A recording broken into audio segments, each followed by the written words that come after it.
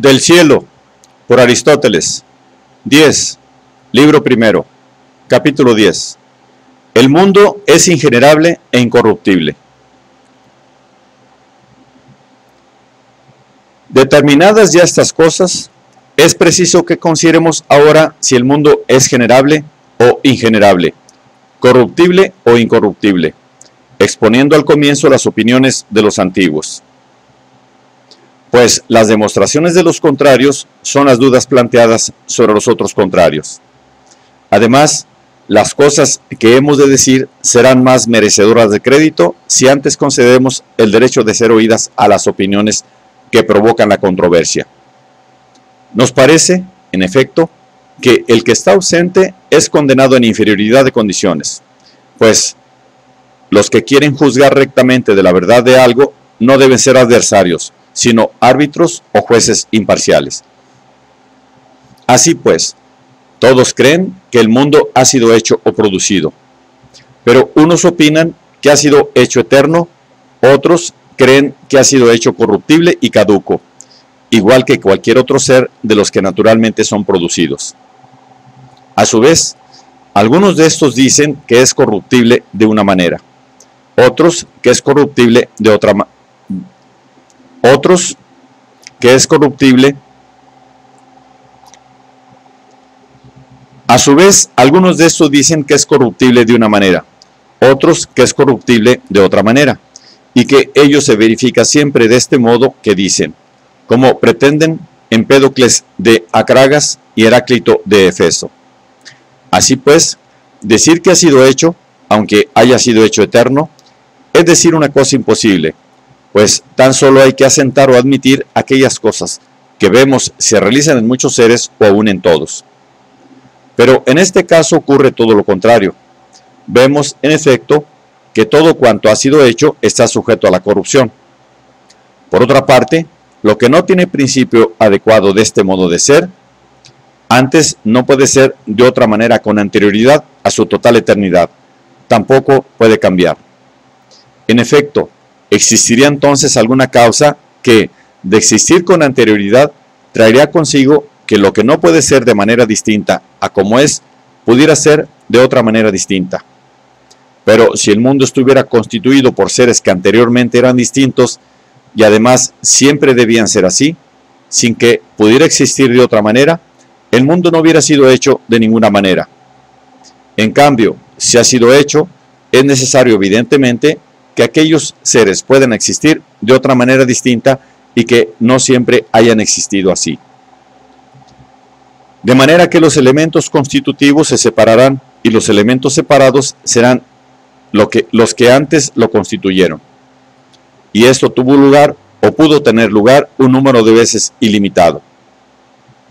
Y si es así, no estará libre de la corrupción ni en el caso de que fuera de otra manera en otro tiempo, ni en el caso de que pueda ser de otra manera.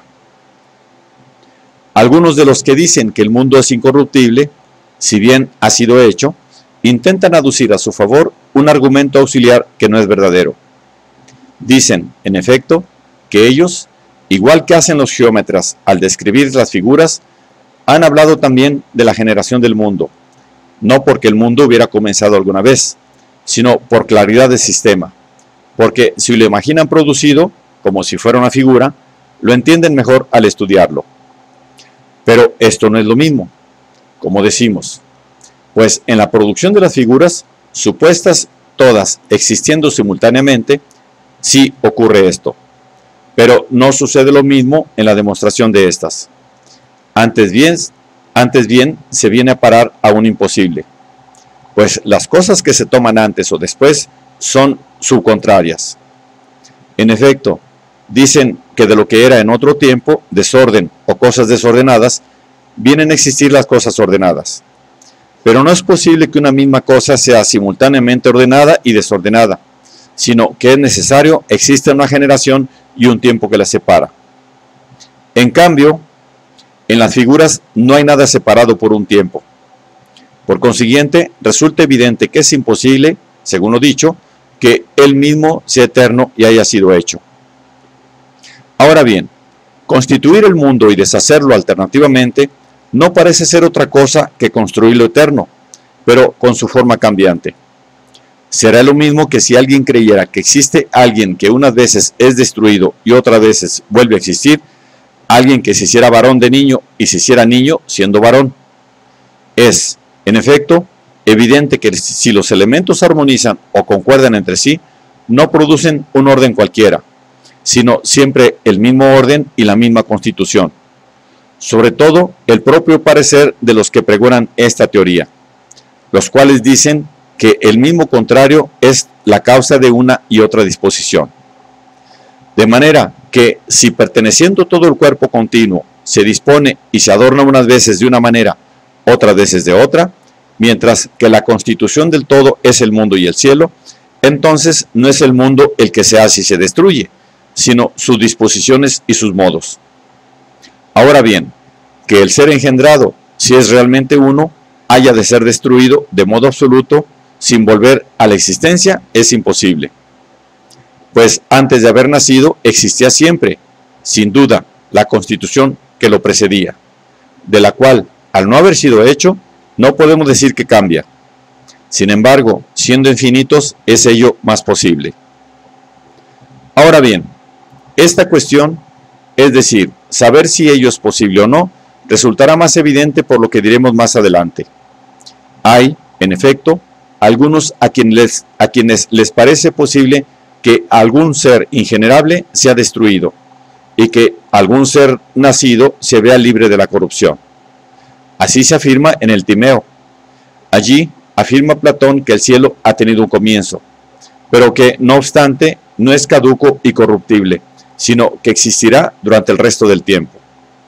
Respecto a esto, decimos que hemos hablado tan solo del cielo de una manera natural. Pero si extendemos nuestra consideración a todos los seres de una manera general, llegaremos también a la evidencia sobre este particular.